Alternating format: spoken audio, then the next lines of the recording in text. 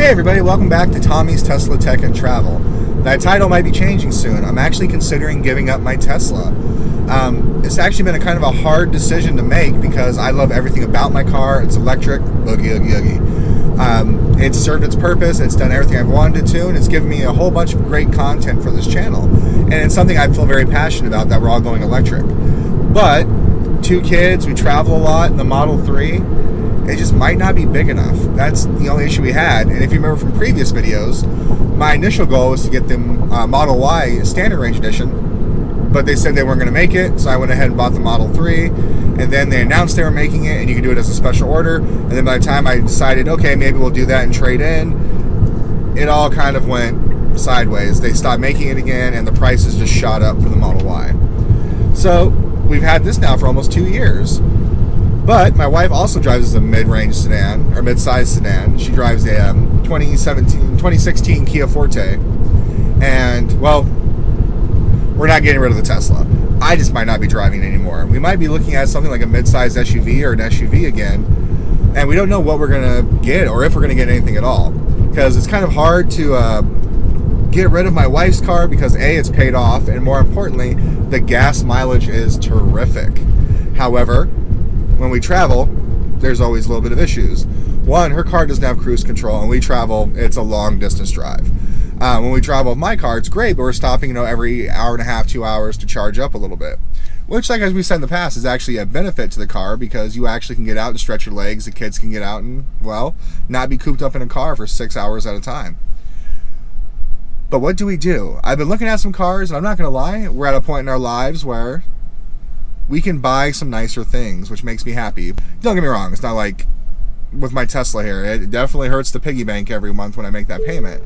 But with my wife's car and its trade-in value, we can get something a little nicer for her. And this is what I love about my wife. As I said in a previous video, we are really polar opposites. I'm looking at these kind of nicer cars. Some might even say like a luxury car for her or I, whoever ends up driving it. But her concern right off the bat, gas mileage, that's why I love her. It didn't even occur to me. I was like, ooh, that car's nice. But me and Charlie, we are off today. While brother's at school, we're actually going to go and maybe just take a look at a car.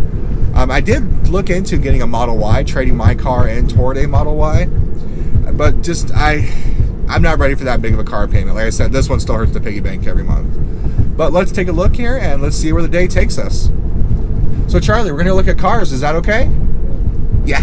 Okay, we're going to go look at some cars now. So here's where we planned on looking today. No, not the Porsche dealership, but the Audi dealership right here next to it.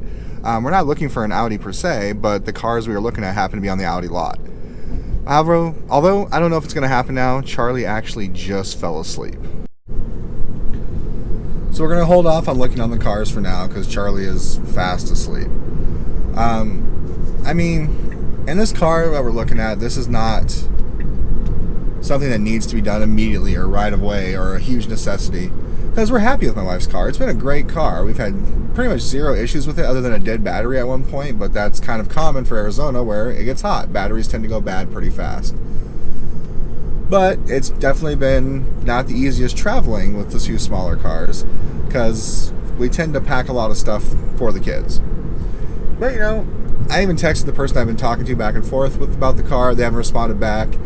And I kind of like not having 2 car payments right now. So that's the other part we got to get over. But we'll come back to that. We're going to go do some other errands now. And let's see where the day takes us. Well, we're here at the dealership to finally look at the cars. Charlie's woken up. But there's not really any place to park. So maybe we won't look at cars? Okay, at the dealership looking at cars, I think my wife will say no to the Acura here. And that's pretty much what we already have. So there's the car I was originally calling to ask about that they haven't gotten back to me yet about it. So I just wanted to come physically see the car. So here's another Model Y. It's black, but they want 88 grand for it. It's just, no.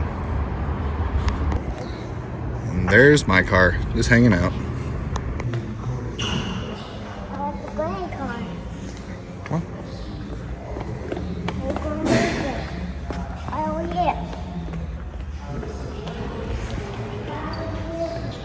Charlie, what cars do you want to drive? That. This one? Mm-hmm. Yeah, I don't think we can afford the Rolls. And you said this one too? Mm-hmm. Yeah, I don't think we can afford that one either. So rule number 1 in our house, no supercars, okay? Why?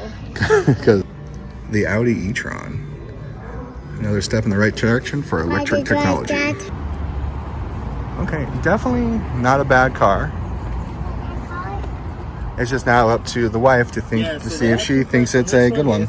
I just got done here at the Audi of Tucson dealership. We decided to go look at some cars today.